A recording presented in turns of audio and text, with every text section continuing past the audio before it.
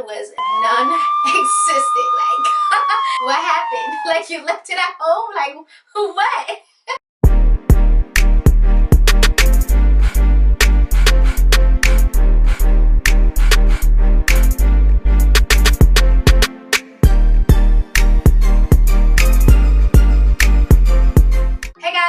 Channel. I'm Shakera if you're new, and I'd appreciate if you guys went ahead and subscribe.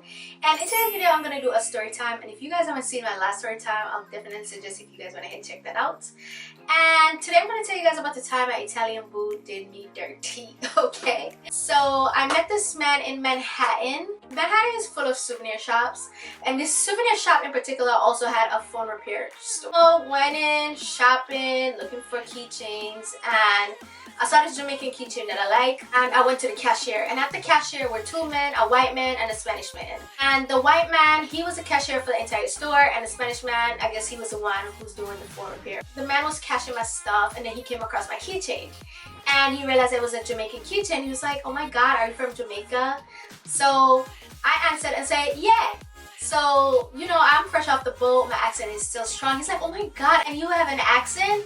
He's like, "Oh my god, I love Jamaica so much. The people out there are kind, food good." And you know, people always trying to mimic Jamaicans talking about, "Yeah man," like, no, we don't say that, alright? Just talking about, oh, Jamaican girls are very beautiful, they're exotic. Just saying a lot of sweet stuff. And I was blushing because, you know, Jamaican girls are winning, period. Anyways, so he was telling the Spanish man like, "Oh, you should visit Jamaica." The Spanish man was saying he's never been to Jamaica, and the only way he's going if they all look like me.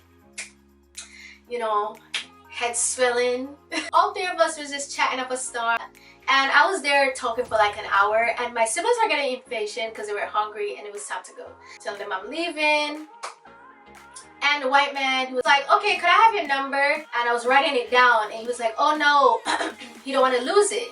He's like, "Okay, take my number." So I told him I left my phone at home, but I lied. I had my phone, but I was very embarrassed about this phone because this is a phone I had, and I'm surprised I still have it. But I had this banger right here, and I just didn't feel comfortable enough to take it out. Like, bitch, why do I even care? So the Spanish guy suggested, "Okay, I'll take her number down, and he's gonna give it to the man later." So later that night, I received a text. He's like, "Oh, is this a Jamaican girl?" So I'm like, "Oh yeah." And he was telling me a little bit about him, telling me he's Italian and that he wasn't really born in Italy. He even told me that he don't have a girlfriend, and the girlfriend he had went to college, but he knows she's out there doing crazy shit and he don't want to be with her. Ooh, child.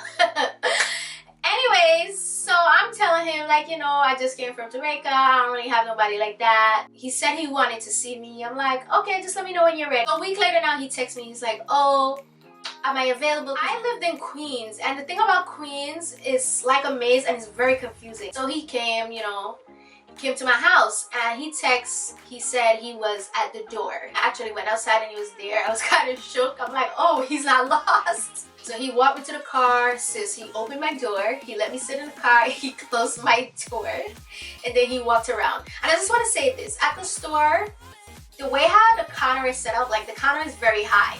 Like the counter is all the way up here and the customers are like down here. So I couldn't see like his entire body. So seeing him that day, he was this chubby, big belly ass white man. And we were sitting there for 10 minutes, like, "Why were you in the car for 10 minutes? Like, let's go." And I was getting nervous, and the only reason I was getting nervous is because I was scared that my mom was gonna see me, because she didn't know I was leaving the house, and if she came and saw me in a car with someone, I know she would have dragged my ass out. In the car, you know, talking, and then he was like, "Oh, I got something for you." I'm like, "Oh, really?" So then I looked in the back, turned back around, I'm like, "Oh, thanks." And then he's like, "Oh, so you're not gonna open your present?" So I grabbed the bags, because it was like 4 bags. In the pink bag was underwears, and you know it's like the 5 for 36 or something like that. The other bag had another 5 pair of panties from Victoria's Secret, and then in the bigger Victoria's Secret bag now he had a lingerie, lotion, body wash, body splash, lip gloss, all of that. It was kind of weird that he got my underwear size right, but at that time I wasn't thinking about that. So in the other bag had perfume. I put everything into the one big bag. Then he said to me, "Oh, you're not gonna smell the perfume?"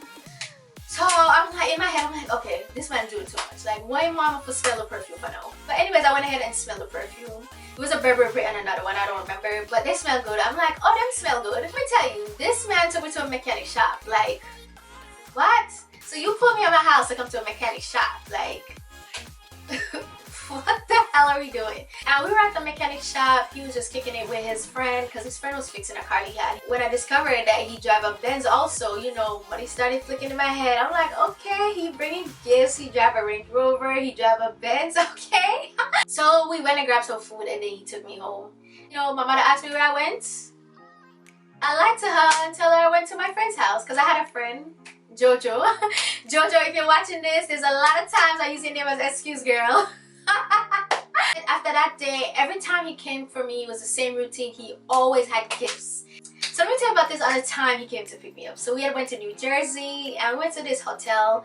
It had jacuzzi and massage tables because I guess he booked a massage session for us. Massages felt good, by the way. So the session was done and the people left the room. And it was just us. So I was still laying on the table because I had gotten undressed in the bathroom and I don't feel comfortable enough for you to even see my body. Like, we're not boyfriend and girlfriend, we're not effing, like, no. He got off the table and he went inside the jacuzzi. Me now, I'm trying to, you know, grab the towel off the bed, trying to wrap it around, and I went to the bathroom, put on my clothes and came to sit down. So he was in the jacuzzi, you know, just chilling. He telling me to come in. I'm like, I don't want to come in. I'm just ready to go home. He came out the jacuzzi and just had his manhood dangling around. And first of all, that manhood was non-existent. Like, girl, it was non-existent. Like, what? Like, where is your wiener? Like, what happened? Like, you left it at home? Like, what? Anyways, he walked up to me on the bed, touching me, trying to kiss me, trying to rub my leg. First of all, I'm not on that type of timing with you. I'm just here to take your gifts, take your money, and that's it. Like, I'm not here for no sexual relationship, none of that. He's like, oh, do you know why I bought you those lingerie? So I'm like, why? He's like, because I want you to wear it in times like this. So now I bursted out laughing because this man had lost his mind. But he's like, oh, you're very exotic and I'm the first black girl he's ever dealt with. And he never thought a black girl would like him. Sir, I don't recall ever saying I liked you. So I don't know where you got that from.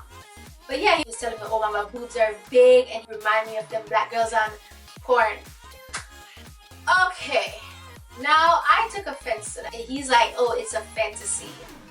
So what you're about to do is take you and your fantasy and go elsewhere because I'm here to have a good time. I'm just here to collect the gifts.